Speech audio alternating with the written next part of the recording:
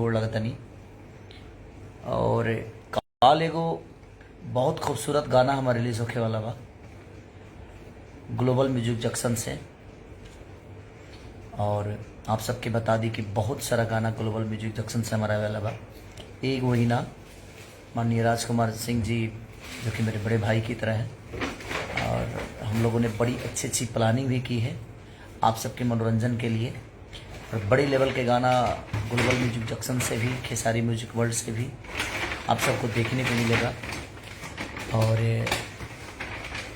जिनके मन में भी ये चीज़ें हैं कि नहीं हमारे अंदर विवाद है, तो मैं विवाद किसी से नहीं करता, और एक बड़े भाई की तरह हैं वो, और बड़े प्यारे हैं।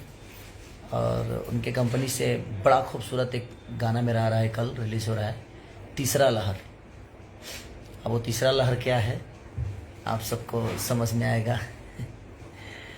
विवादित नहीं है भाई, तीसरा लहर अच्छा गाना है, बेहतरीन गाना है। तो आप सबके बीच में कल वो आ रहा है ग्लोबल म्यूजिक जंक्शन से। तो आप सब्सक्राइब भी करिए और प्यार दीजिए राजकुमार जी को और ग्लोबल म्यूजिक जंक्शन को और अपने भाई खेसारी को। और एक और खुशखबरी है, जो साउथ में मैंने मूवी की थी राउडी इंस्पेक्टर, उसका ट्रेलर कल रिलीज हो रहा है आप सबके बीच में। और वो